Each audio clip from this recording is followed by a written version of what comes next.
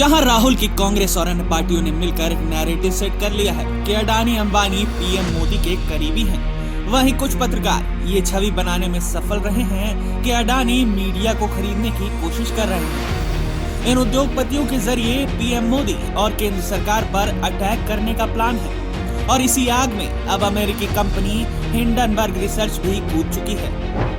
Hindenburg है क्या? Hindenburg एक अमेरिकी प्राइवेट कंपनी है जिसने अडानी ग्रुप के ऊपर रिपोर्ट प्रकाशित करने से पहले 2 साल तक रिसर्च करने का दावा किया है। वैसे तो इस रिपोर्ट को दरकिनार भी कर सकते हैं क्योंकि हिंडनबर्ग ने लुई विटॉन का बैग लेकर चलने वाली टीएमसी सांसद महुआ मोइत्रा जैसों के लिखे हुए कुछ पत्रों को अपने रिसर्च में उपयोग किया है, यानी कि ऐसे खोखले दावे जिन्हें देश की अन्य अदालतें पहले ही नकार चुकी हैं। इस अमेरिकी हिंडनबर्ग की बोगस रिपोर्ट की टाइमिंग भी गजब है। जब अडानी का $2.5 अरब का एफपीओ आने वाला है, उससे ठीक पहले बोगस रिपोर्ट को प्रकाशित किया गया। क्या ये जानबूझकर किया? रिपोर्ट में दावा और उसका प्रभाव।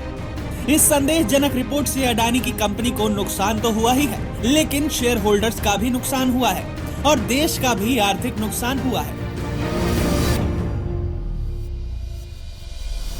और शायद इसका टारगेट भी यही था, इसलिए एजेंडा का खुलासा करना जरूरी है। अडानी को टारगेट करने का कारण नंबर 1, मोदी पर निशाना।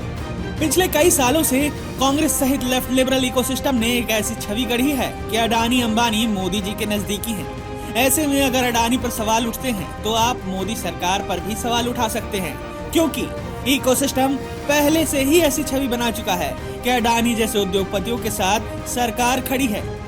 उदाहरण के तौर पर इसे ऐसे समझ सकते हैं कि इन्होंने बोला सरकारी पीएसयू एलआईसी ने अडानी की कंपनी में निवेश क्यों किया है।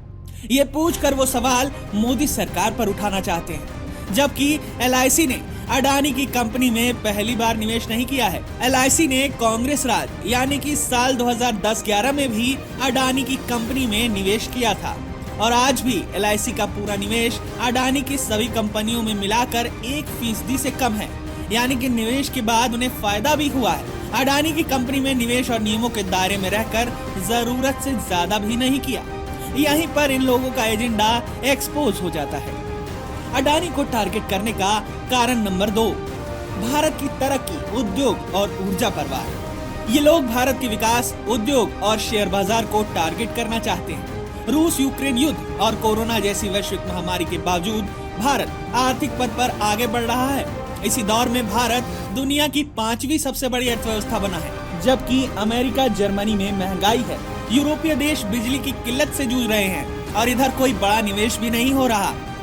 इनकी अर्थव्यवस्था के साथ साथ इनके देश भी अंधेरे में डूब रहे हैं क्योंकि रूस से एनर्जी सप्लाई बंद हो गई है। इसका अडानी से सीधा नाता है। भारत जब क्वाड का सदस्य बना, उसके बाद अडानी ने ऑस्ट्रेलिया में कोयला खदान खरीदी थी और अपने पोर्ट संरचना के जरिए सस्ता कोयला भारत ला सकता है। इसके अलावा ऊर्जा के अन्य स्रोत जैसे सोलर थर्मल के क्षेत्र में भी अडानी का ज्यादा फोकस है। 2012 में उन्होंने ही तमिलनाडु में बड़ा सोलर प्लांट लगवाया। उसके बाद राजस्थान में सबसे बड़ा सोलर वाइंड का हाइब्रिड प्लांट भी 2022 में ही खुल गया था और पंजाब, आंध्र प्रदेश जैसे राज्यों में भी ग्रीन एनर्जी के प्रोजेक्ट पर काम चल रहा है। इसका मतलब है कि हमारे देश की कोयले पर निर्भरता कम होगी और राजस्व भी बढ़ेगा। यही बात विदेशी ताकतों को हजम नहीं हो रही है कि हम इतने आत्मनिर्भर कैसे बन रहे हैं, और इसलिए भी अडानी को टारगेट किया जा रहा है। दरअसल ये अडानी को नहीं, पर जो ग्रीन एनर्जी के प्रोजेक्ट्स हैं या दूसरे राष्ट्रीय महत्व के प्रोजेक्ट्स जैसे विजिंजम पोर्ट है, ये निशाना दरअसल उन पर है जिनसे देश को बड़ा फायदा होगा। ये लोग भारत की इसी तरक्की पर हमला कर रहे हैं। इन सब की वैश्विक अर्थव्यवस्था चौपट है, लेकिन आर्थिक अंधेरे के दौर में भी भारत सितारा बनकर चमक रहा है और भारत में निवेश की राह पूरी दुनिया देख रही है, जिससे विकसित देशों के पेट में दर्द हो रहा है। इसलिए भारत को आर्थिक नुकसान पहुंचाने की कोशिश कर रहे हैं। अडानी को टारगेट करने का मकसद यही है। अगर भारतीय कंपनियों या बड़े उद्योगपतियों को टारगेट किया जाएगा तो अर्थव्यवस्था पर उसका असर पड़ेगा, जिससे मोदी सरकार पर सवाल उठाने का मौका मिल जाएगा। अडानी ही क्यों, कोई भरोसा नहीं कि कल को ये लोग अंबानी, टाटा या किसी और कंपनी के खिलाफ संदेहजनक बोगस रिपोर्ट जारी कर दें। अडानी को इसलिए भी टारगेट किया जा रहा है क्योंकि अडानी मोदी जी के राज्य गुजरात से हैं और उनके पुराने संबंध हैं। लेकिन किसी और उद्योगपति से ज्यादा या कम नहीं। टाटा बिरला से चलने वाले कांग्रेसी आज देखिए कैसे दूसरे उद्योगपति पर उंगली उठा रहे हैं। कांग्रेस और हिंडनबर्ग में समानता। हिंडनबर्ग भी कांग्रेस की तरह ही है, झूठ बोलना और भाग जाना बगैर कोई सबूत या सूझबूझ के। दोनों क्लेम करके लापता हो गए और बोल दिए कि तुम तय करो कि हम गलत हैं या सही। हिंडनबर्ग ने तो कहा कि अडानी यूएस में आकर केस करें, इनका मकसद ही उसे कानूनी लड़ाई में खींचना है। इसके पीछे कांग्रेसी चमचे और लेफ्ट लिबरल इकोसिस्टम जो हिंडनबर्ग की रिपोर्ट पर बंदर की तरह उछल कूद कर रहा है, वो आपको कुछ ऐसे तथ्य हैं जो नहीं बताएंगे। तथ्य नंबर 1, अडानी की कंपनी में सिर्फ भारतीय बैंकों या पीएसयू का पैसा नहीं, बल्कि विदेशी निवेश ज्यादा है, 1.5 गुना ज्यादा। स्टैंडर्ड चार्टर्ड बैंक, बार्कले जैसी कंपनियों ने भी पैसा लगाया है। बैंकों ने जो भी पैसा लगाया है वो उनकी आय और संपत्ति देख कर लगाया है। वो यूं ही डूबेंगे नहीं, लेकिन अगर साजिशन जानबूझ करके टारगेट करेंगे तो ये सोची समझी चाल है। तथ्य नंबर 2, विदेशी ब्रोकरेज फर्म CLSA ने बताया है कि अडानी की कंपनियों का बैंक से कर्ज लेना 2016 के मुकाबले 46% घट गया है। तथ्य नंबर 3, वो लोग ये भी नहीं बताएंगे कि अडानी की कंपनी में निवेश करने वालों की पूंजी भी बढ़ी है।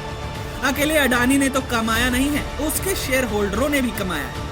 हिंडनबर्ग की रिपोर्ट पर जो लोग उछल रहे हैं, उनकी मानसिकता समझने की जरूरत है। वो देश को नुकसान पहुंचाना चाहते हैं, मोदी जी को बदनाम करना चाहते हैं। अडानी तो सिर्फ जरिया है, क्योंकि पहले इन लोगों ने ऐसी छवि बना दी कि अडानी मोदी जी के करीबी हैं और अब मोदी जी को बोगस रिपोर्ट के जरिए बदनाम कर रहे हैं कि अडानी ने टैक्स चोरी की है, अडानी ने भारतीय बैंकों से मोटा कर्ज लिया है, जो कि सरासर गलत और बेबुनियाद है।